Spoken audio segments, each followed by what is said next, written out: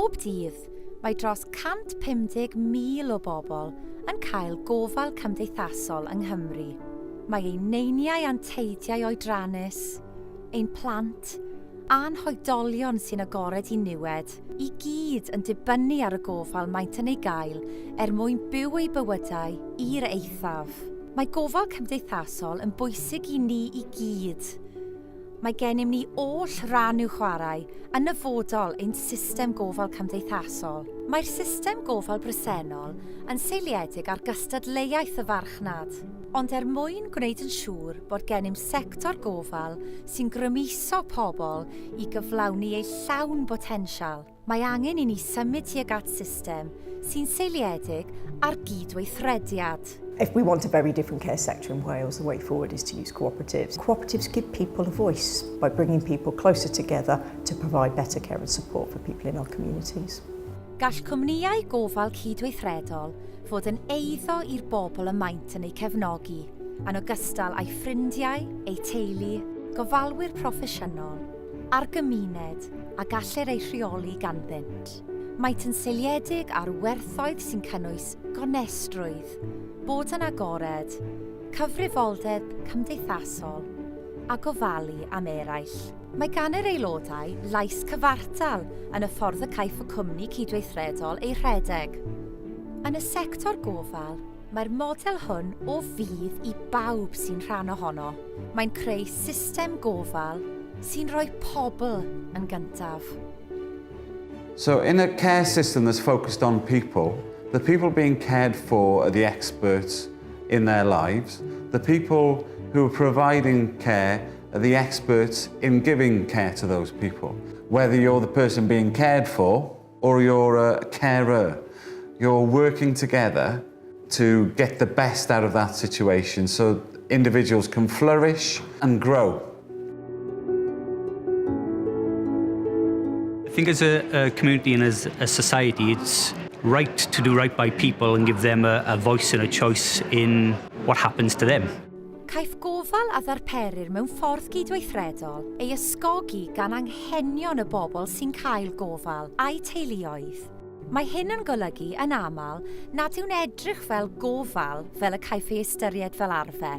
Penderfynodd aelodau Cartrefi Cymru ei bod yn bwysig ei bod yn cael cyfleoedd i gymdeithasu. Being a cooperative in the care sector is amazing because it just gives everyone a voice. We're supporting people how they want to be supported. Everyone's happy because they're doing what they want to do.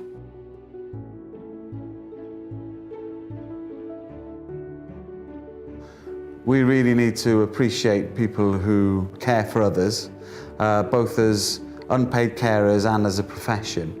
They do an amazing job that not many people could do because it's just so giving. Mewn cwmnïau cydweithredol, byddai gan y bobl sy'n gweithio ar reng flaen gofal yr hawl i leisio ei barn am y ffordd y dylid cyflawni ei swyddi. Fel rhoddwyr gofal, maent mewn sefyllfa ddelfrydol i awgrymu gwelliannau. Mae gweithwyr mewn cwmnïau cydweithredol ar draws pob sector yn gweld amodau, cyflog a boddhad swyddi gwell. We want to have the care service as a career of first choice for people, where people are respected for the work that they do, they have opportunities to progress, and that we as a society fundamentally think these people are doing essential work to make our communities work.